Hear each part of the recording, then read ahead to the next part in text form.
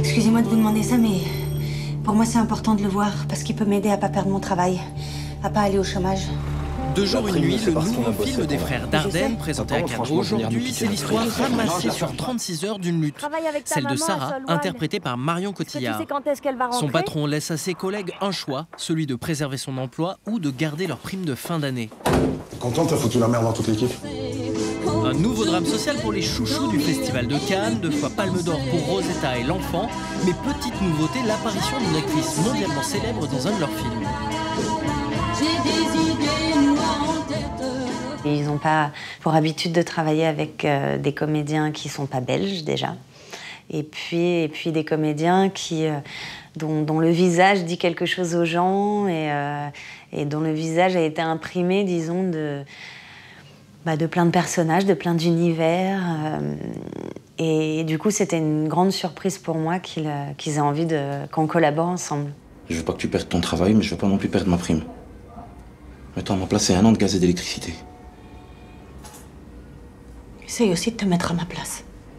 La première fois que j'ai vu un film des Dardenne, comme ils sont vraiment qualifiés de film d'auteur, peut-être des a priori parfois. Et en fait, quand j'ai découvert leur cinéma, je me suis rendu compte qu'à l'intérieur de leur cinéma, il y avait du suspense, il y avait des changements de direction qui surprennent le spectateur, on s'ennuie jamais.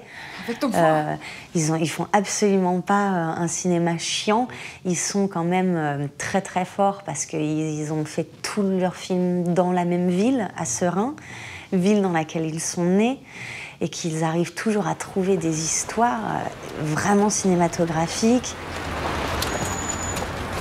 On va tout faire, ça doit être marrant, ça change tout le temps. J'ai pas envie de travailler, c'est pour les enculés. Je crois que ça tient au fait qu'on a été dans une ville très vivante, où il y avait beaucoup de monde. Train, gare, bus, tram, tout ça.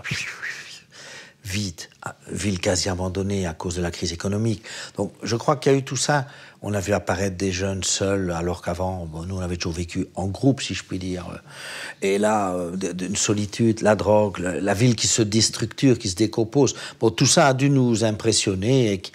Et je ne sais pas ce qu'on essaye de régler comme compte ou de retrouver, ou de quelle nostalgie, à quelle nostalgie nous sommes redevables. Je n'en sais rien, mais en tous les cas, on y retourne. Sors de mon lit. Je croyais que je pouvais. Dessus, mais pas dedans. Sors. Autre signature des frères Dardenne, le plan séquence, c'est-à-dire cette caméra qui filme l'action d'une traite et sans une coupe. Pour nous, il nous semble que c'est un choix qui est dicté par la matière, comme si nous donnons préséance à ce qui est devant, à ce qui doit...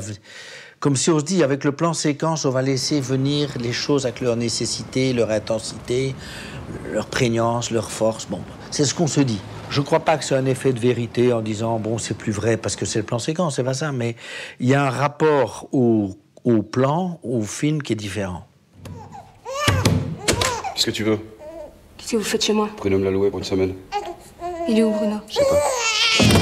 Un cinéma vérité, un cinéma social, mais aussi et surtout un cinéma qui ne juge pas ses personnages. On ne retrouve pas chez les Dardenne le clivage des gentils et des méchants.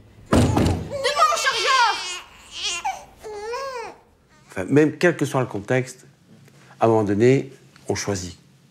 Et on pense que c'est bien d'essayer de filmer quelqu'un qui doit faire un choix. Et de comment, en filmant cette personne, donc son enveloppe, si je puis dire, ses déplacements, ses actions, comment aussi on raconte, ou on peut raconter son cheminement intérieur. Que notre cinéma, notre caméra, s'intéresse vraiment aux personnes que nous avons en face de nous. Pas par ce qu'elles représentent, mais par ce qu'elles sont aussi, enfin, parce qu'elles sont là devant nous. Il y en a quand même 5 sur 10 qui veulent que tu restes. 2! Les autres, c'est parce que je les ai forcés à avoir pitié. Et même si j'étais reprise, t'imagines ceux que j'ai empêchés d'avoir leur prime? Comment est-ce qu'ils vont me regarder? Comment est-ce que je vais faire avec eux toute la journée?